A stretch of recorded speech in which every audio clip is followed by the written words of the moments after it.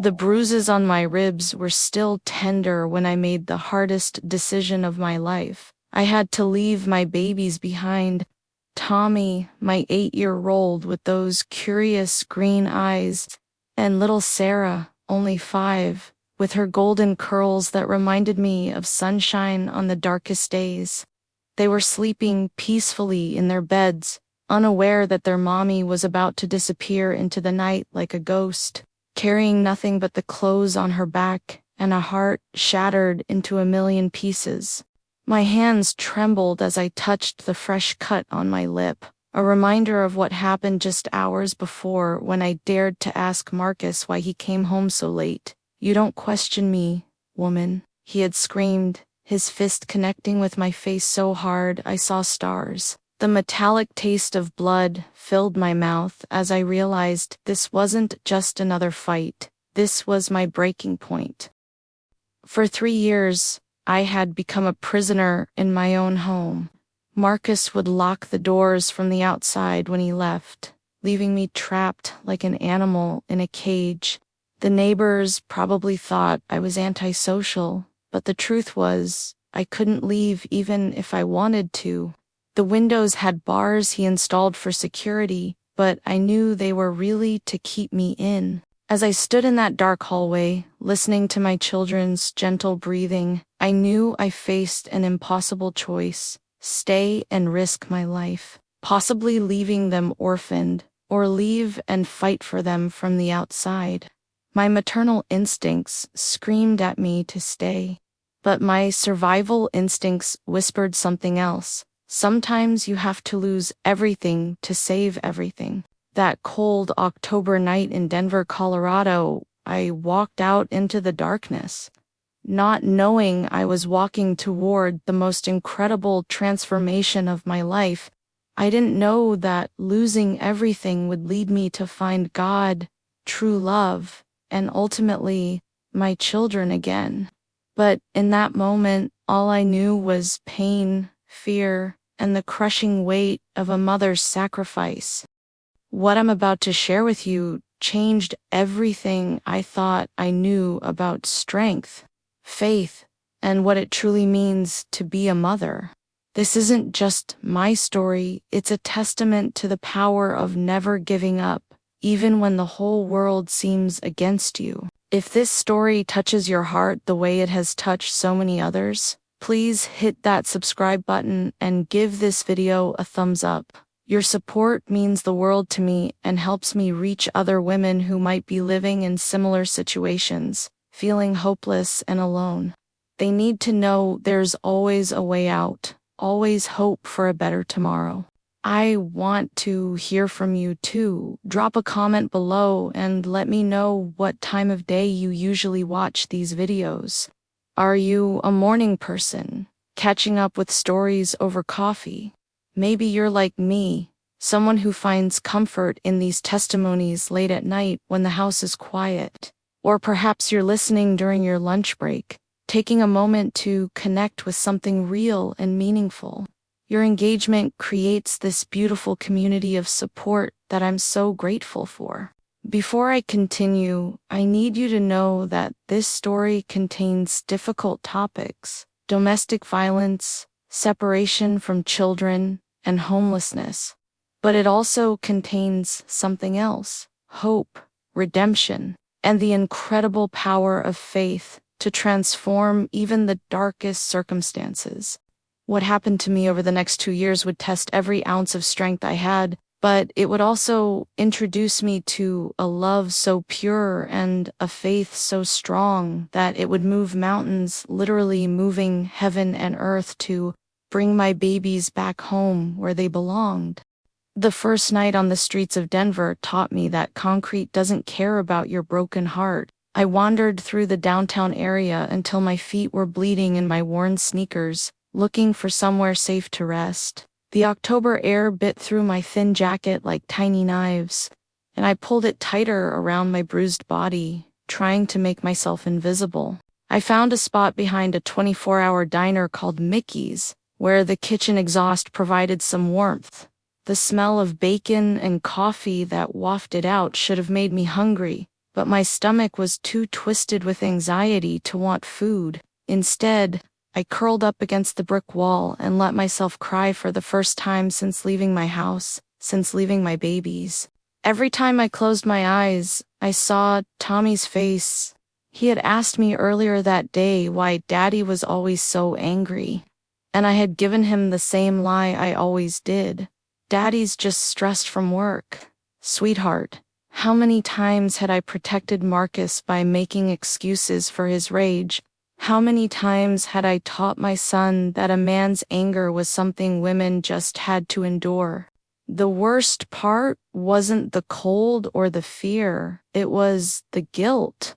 What kind of mother leaves her children with a man like that? But what kind of mother stays and lets them witness violence every day? I was damned if I stayed and damned if I left, trapped in a maze with no good exits. Around 3 a.m., a police officer found me. Officer Rodriguez was a kind woman with gentle eyes who didn't make me feel like a criminal. "Ma'am, you can't sleep here," she said softly. "There's a shelter about 6 blocks away. I can give you a ride." I wanted to tell her everything about Marcus, about my babies, about how I got here, but the words stuck in my throat like pieces of broken glass. The Denver rescue mission was full that night. The intake worker, a tired-looking man named Bill, apologized as he handed me a blanket. "We've got a waiting list, but you can stay in the lobby until morning. Coffee's free, and there are some sandwiches if you're hungry." The lobby was filled with people carrying their entire lives in plastic bags, each one with a story probably as broken as mine. I sat in a plastic chair that squeaked every time I moved, clutching my blanket and watching the door. Part of me expected Marcus to burst through it at any moment, dragging me home by my hair. The other part of me hoped he wouldn't even notice I was gone until morning. Maybe he'd just assume I was hiding in the bedroom with another migraine, like I often did after our fights. A woman named Janet sat down next to me around 4 a.m. She was probably in her 50s, with graying hair pulled back in a messy ponytail and eyes that had seen too much. "First time?" she asked gently. When I nodded, she patted my hand with her weathered one. "It gets easier, honey. The first night is always the hardest." "I left my children," I whispered, the words tumbling out before I could stop them. "I left my babies with their father, and I don't know if I'll ever see them again." Saying it out loud made it real in a way that terrified me. Janet didn't judge me. She just nodded slowly and said, "Sometimes running away is the bravest thing a mother can do. Sometimes you've got to save yourself first before you can save them." Her words were like a lifeline thrown to a drowning woman, and I grabbed onto them with everything I had.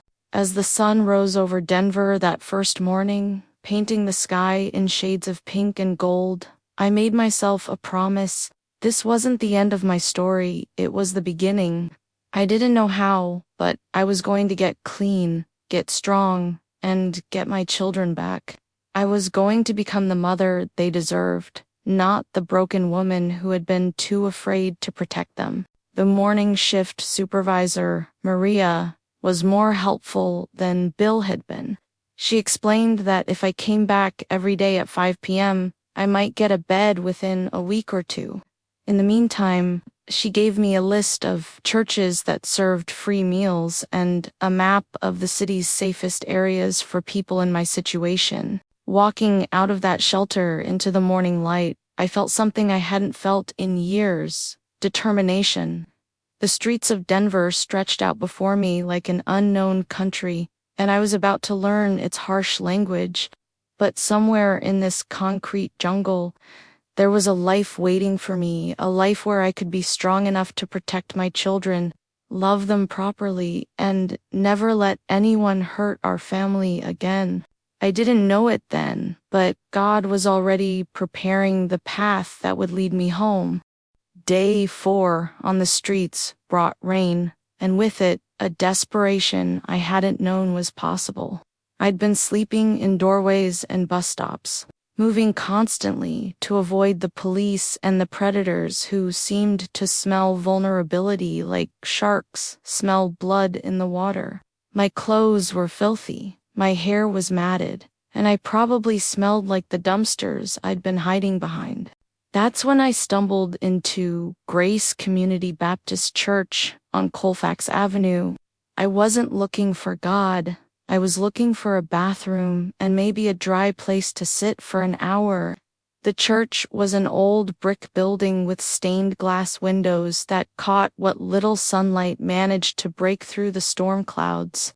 A simple wooden sign out front read, "All are welcome." Pastor Williams was setting up chairs in the fellowship hall when I crept in through the back door, dripping wet and shivering. He was a tall black man in his 60s with the kindest eyes I'd ever seen, and when he looked at me, he didn't see a homeless woman. He saw a human being in need. "Well, hello there, sister," he said, his voice warm like honey. "Looks like you could use somewhere dry to sit for a while." He didn't ask questions, didn't make me explain myself. He just handed me a towel and pointed toward the kitchen. "There's coffee brewing, and my wife Ruth just made some soup.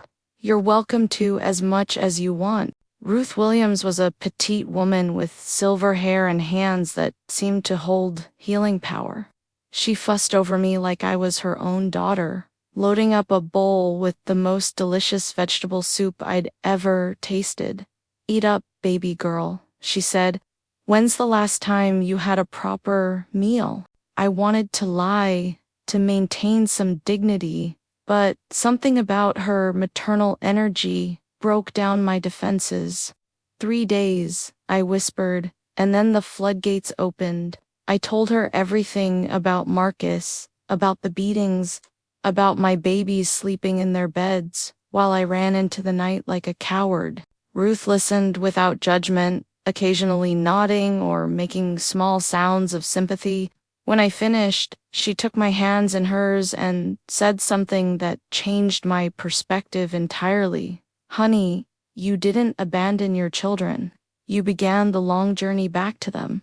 Sometimes we have to lose ourselves completely before we can find out who we really are." Pastor Williams appeared with a bag of clean clothes donated by the congregation.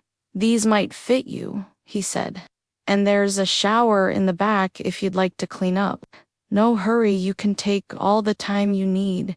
The simple act of being treated with dignity after days of being invisible was almost too much to bear. That afternoon, Pastor Williams introduced me to Sandra, the church's social services coordinator.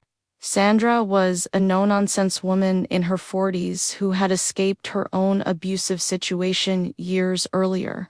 She knew the system inside and out, and more importantly, she knew how to navigate it while keeping your soul intact. "First things first," Sandra said, pulling out a thick folder. "We need to get you into transitional housing. I've got connections at several programs, but they all have waiting lists. In the meantime, Pastor Williams has approved you to sleep in the church basement until we find something better." The basement wasn't fancy, just a small room with a cot, a space heater, and a tiny window that let in some natural light. But it was dry, it was warm, and it was safe. For the first time in days, I slept for more than 2 hours without waking up in panic. Sandra worked tirelessly on my behalf. Within a week, she had helped me apply for emergency assistance, food stamps, and Medicaid. She also connected me with a legal aid lawyer who specialized in domestic violence cases. "If you want your children back," Sandra explained, "you need to do this the right way. Document everything, follow every procedure, and build a case that proves you can provide a stable home." The hardest part was the mandatory waiting period before I could file for custody modification. "Colorado law requires evidence of changed circumstances," the lawyer explained. "You need to show stable housing, employment, and completion of a domestic violence recovery program before the court will even consider your petition. It felt like an impossible mountain to climb. But Ruth Williams had a saying that became my daily mantra. God doesn't call the equipped baby girl. He equips the called. Every morning, she would sit with me over coffee and remind me that this journey, as painful as it was preparing me for something greater. The church community embraced me in ways I'd never experienced. Mrs. Patterson brought me homemade cookies every Sunday. Young couples with children would smile and wave, treating me like family instead of charity.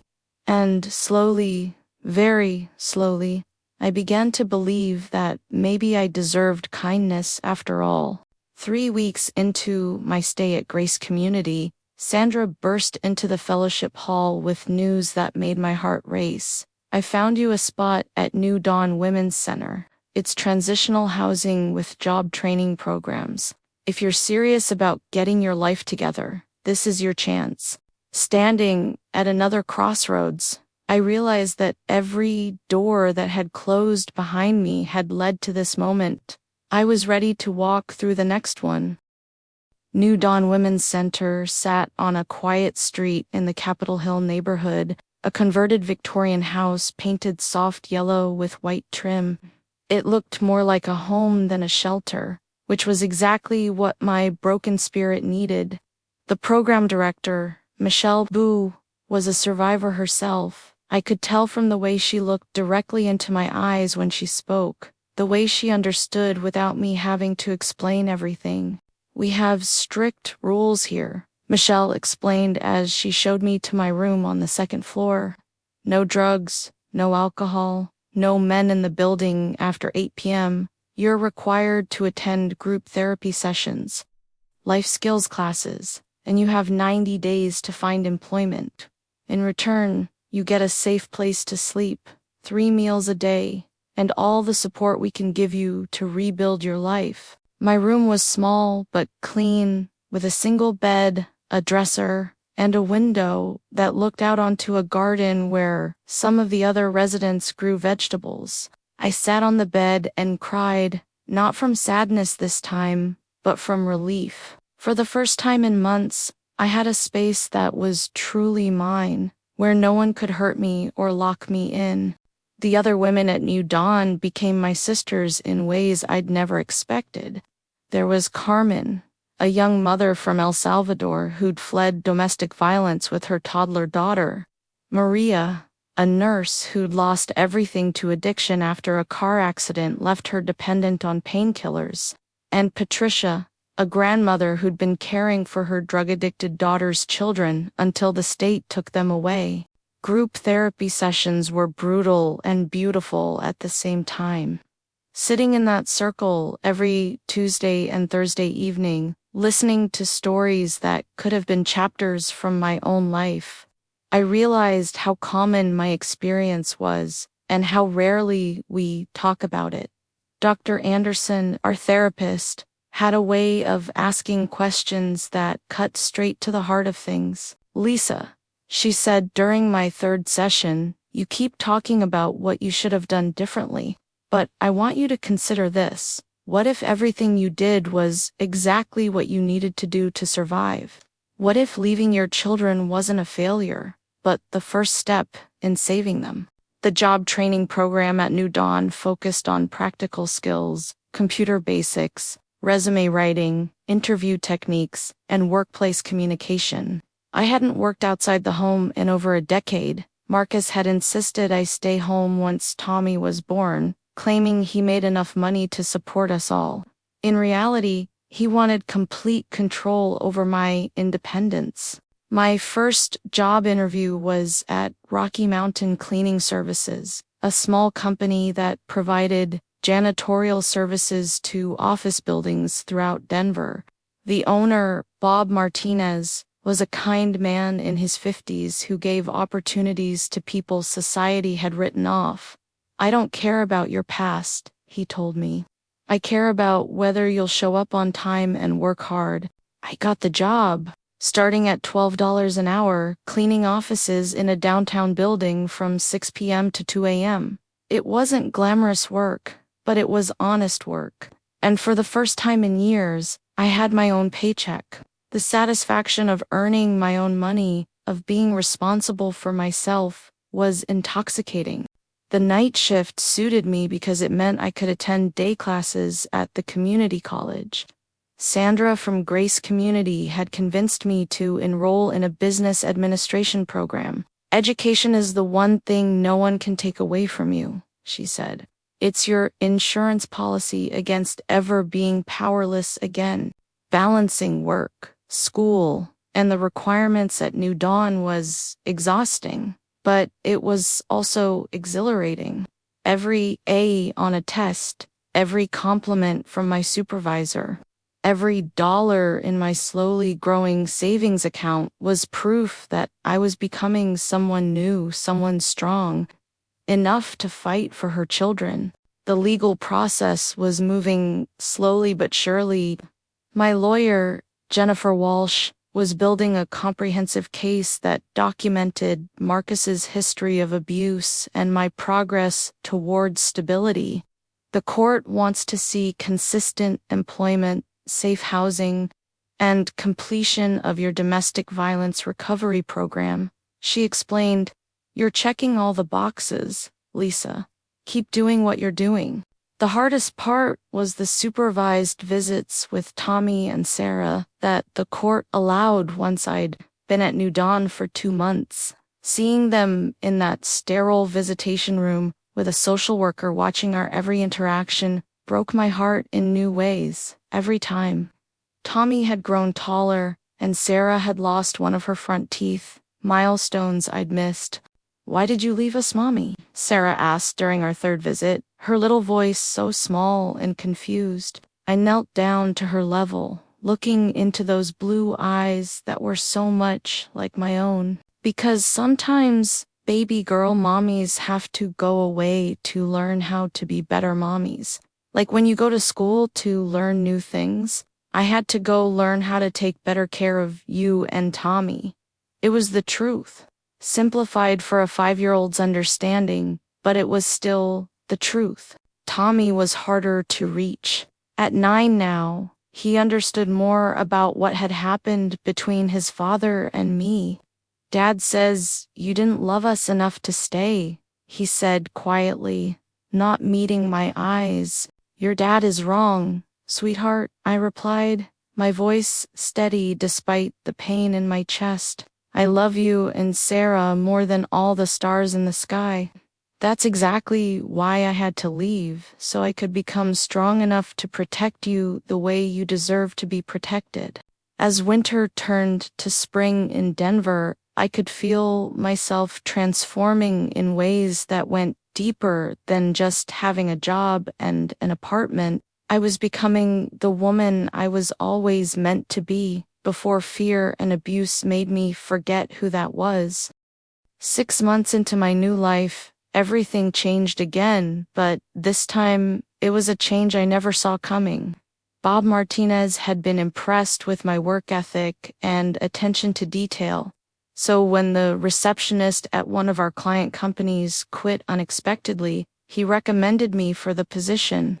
Suddenly, I went from cleaning offices at night to working in one during the day. Henderson and Associates was a mid-sized accounting firm housed in a gleaming downtown high-rise.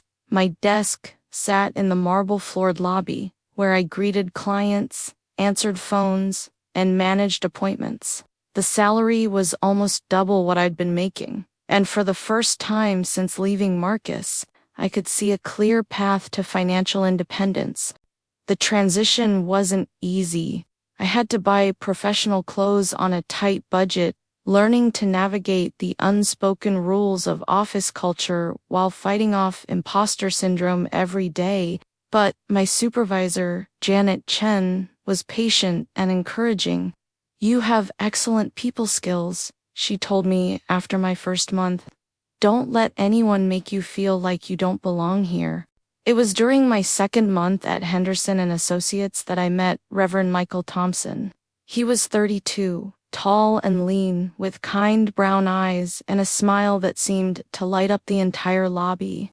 He'd come in to discuss the church's accounting needs with Mr. Henderson, and while he waited, we struck up a conversation that lasted longer than it probably should have. "You have a beautiful spirit," he said as he was leaving, and something in the way he said it made me blush like a teenager.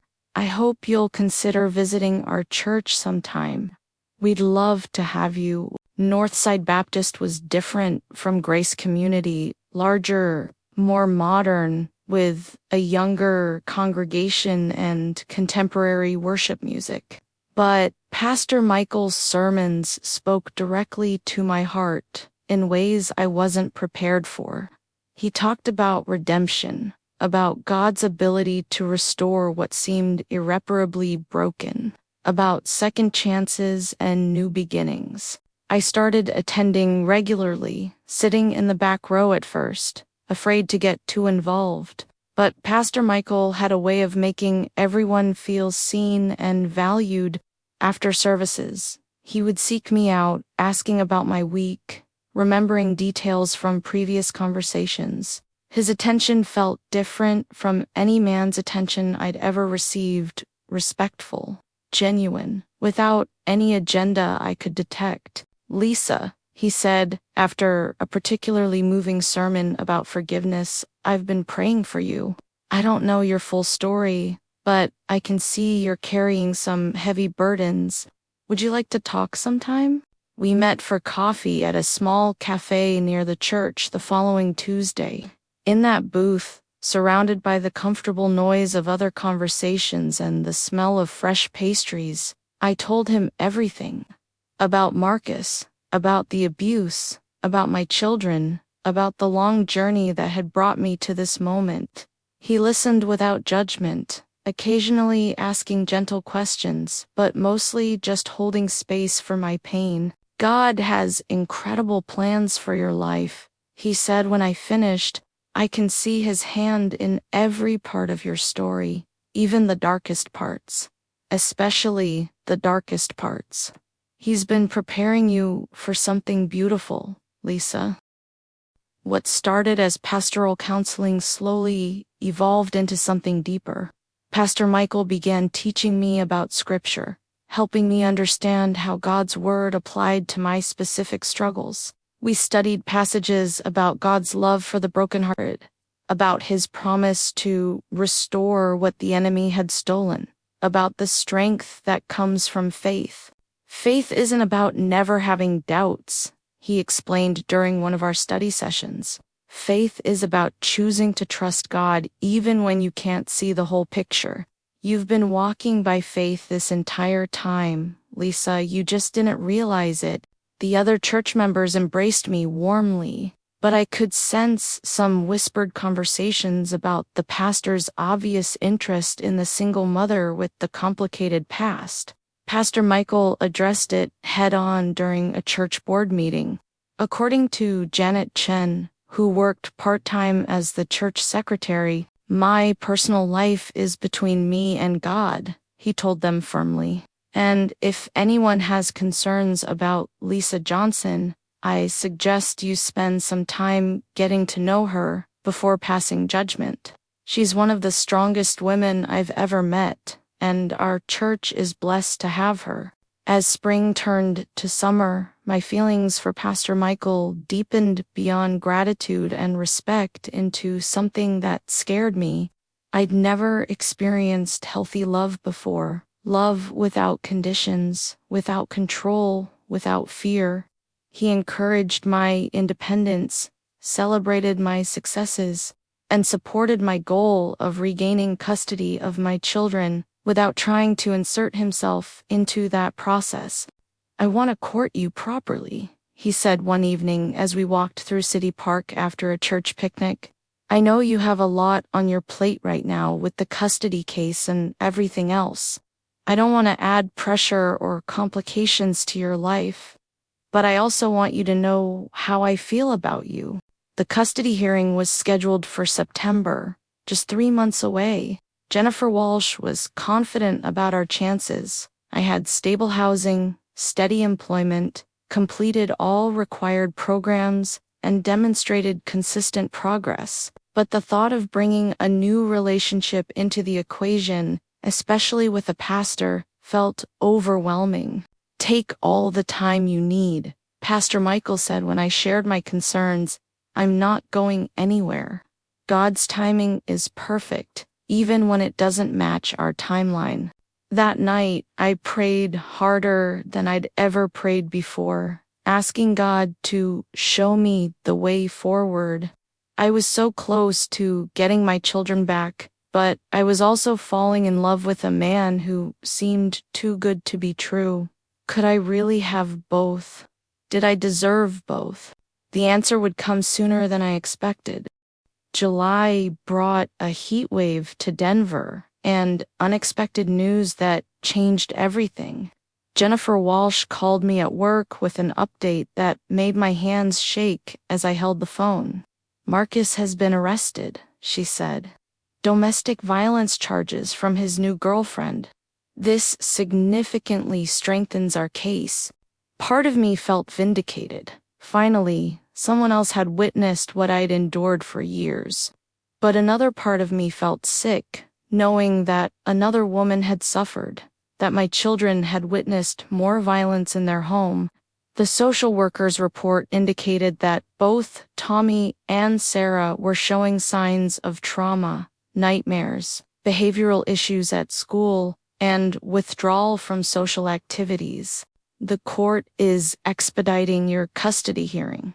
Jennifer continued, we need to be ready in 3 weeks instead of 3 months. How quickly can you secure appropriate housing for 3 people? The tiny studio apartment I'd been renting near Henderson and Associates was perfect for 1 person, but completely inadequate for a family. I spent that evening frantically searching online listings, my heart sinking as I realized how expensive 2-bedroom apartments were, even in less desirable neighborhoods. Pastor Michael found me crying in the church parking lot after Wednesday night service. What's wrong? He asked gently, sitting beside me on the bench outside the main entrance. When I explained the situation, he was quiet for a long moment, looking up at the stars that were barely visible through Denver's light pollution. I have an idea, he finally said, but I want you to hear me out before you say no. His proposal was both generous and terrifying. His church owned a small house about 3 blocks from the main building, originally purchased as a parsonage. It had been sitting empty since the previous pastor had preferred to live in his own home. You could rent it at cost, just enough to cover the utilities and basic maintenance. It's got 3 bedrooms, a small yard, and it's in the same school district where Tommy and Sarah were enrolled before. The house was perfect, a modest 2-story with hardwood floors, a cozy kitchen, and a backyard with an old swing set that made me imagine my children playing there. But accepting it meant accepting help from a man I was falling in love with, blurring the lines between independence and dependence in ways that scared me. I can't let you do this, I said. Even as I mentally measured the bedrooms and pictured where Tommy's baseball trophies would go. You're not letting me do anything, Pastor Michael replied. This is a church decision, made by the board after I presented your situation. We want to help a family in need, Lisa. That's what we do. The custody hearing was scheduled for August 15th, just 3 weeks away. I threw myself into preparation with an intensity that bordered on obsession. I furnished the house with secondhand furniture and clearance items, painted the children's bedrooms their favorite colors, and created detailed schedules showing how I would balance work, childcare, and their emotional needs.